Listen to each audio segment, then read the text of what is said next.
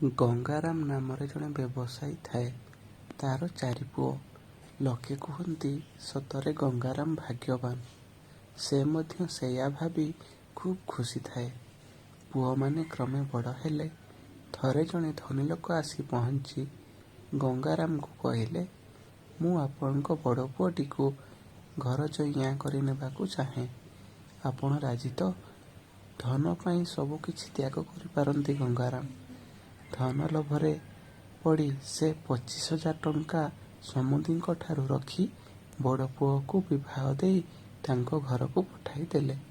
ଠିକ୍ ସେହିଭଳି ଭାବରେ 20,000 ଟଙ୍କା ଆଉ ଜଣେ ଧନୀ ବ୍ୟକ୍ତିଙ୍କଠାରୁ ଦାବୀ ରଖି ଦ୍ୱିତୀୟ ପୁଅଟିକୁ ମଧ୍ୟ ତାର ଇଚ୍ଛା ବିରୁଦ୍ଧରେ ବିବାହ ଦେଇ ଶ୍ୱଶୁର ଘରକୁ ପଠାଇ ଦେଲେ।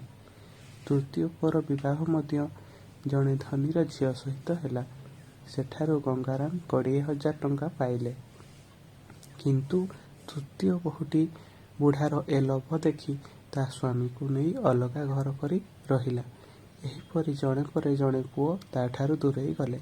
ହେଲେ ଗଙ୍ଗାରାମର ଚିନ୍ତା ନାହିଁ। ସବୁ ଟଙ୍କା ଏକାଠି କରି ଧନୀ ହୋଇ ବସିଛି। ଏବେ ପାଳି ପଡ଼ିଲା ଚତୁର୍ଥ ପୁଅର। ପ୍ରଥମରୁ ହିଁ ପୁଅ ମନା କରିଦେଲା, ଯୌତୁକ ବା ଦାବୀ ଟଙ୍କା ନେଇ ସେ କଦାପି ବିବାହ କରିବ ନାହିଁ।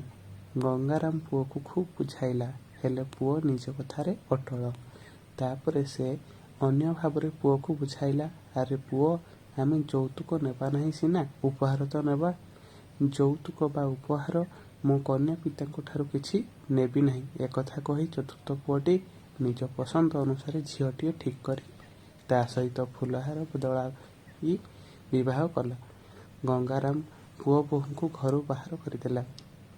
କେତେ ବର୍ଷ ପରେ ଗଙ୍ଗାରାମ ବୁଢ଼ା ହୋଇଗଲା। ସ୍ତ୍ରୀ ତ ଆଗରୁ ମରିଯାଇଥିଲା। ପୁଅମାନେ ସବୁ ଦୂରରେ। ଏକୁଟିଆ ରହି ଚିନ୍ତା କରି କରି ବେମାର ହେଲେ ଓ ଶଯ୍ୟାଶାୟୀ ହୋଇ ପଡ଼ିଲା। ଦରମା ଦେଇ ଚାକର ରଖିଲେ କାଳେ ଚାକର ତା ତଣ୍ଟି ଚିପି ମାରିଦେବ ଓ ସବୁ ଟଙ୍କା ନେଇ ପଳାଇବ, ସେଥିପାଇଁ ଚାକର ରଖିପାରେ ନାହିଁ। ବାପାଙ୍କର ଅସୁସ୍ଥତା ବିଷୟରେ ଖବର ପାଇ ଚତୁର୍ଥ ପୁଅ ସ୍ତ୍ରୀକୁ ଧରି ଆସି ପହଞ୍ଚିଲା। ବୁଢ଼ା ପଶ୍ଚାତାପ କରି ଖୁବ୍ କାନ୍ଦିଲା। ବୋହୂଟି ବୁଢ଼ାର ଅନେକ ସେବା ଯତ୍ନ କଲା। ବୁଢ଼ାକୁ ଲାଗିଲା ସେ ତାର ଜୀବନ ଫେରି ପାଇଛି। ଦିନେ ବୁଢ଼ା ସାନପୁଅକୁ ଅନ୍ୟ ପୁଅମାନଙ୍କ ବିଷୟରେ ପଚାରିଲା। ସାନପୁଅ କହିଲା, ବଡ଼ ଭାଇଙ୍କୁ ତ ଟଙ୍କା ନେଇ ବିକିଛ। ମଝିଆ ଭାଇ ତ ତାଙ୍କ ଇଚ୍ଛା ବିରୁଦ୍ଧରେ ବିବାହ ହୋଇ ନରକ ଯନ୍ତ୍ରଣା ଭୋଗୁଛନ୍ତି। ତୃତୀୟ ଭାଇ ତମ ଦୁର୍ବୁଦ୍ଧି ଦେଖି ଦୂରେଇ ରହିଛନ୍ତି। ଆସିବ କିଏ? ଏକଥା ଶୁଣି ବୁଢ଼ା ବହୁତ କାନ୍ଦିଲା।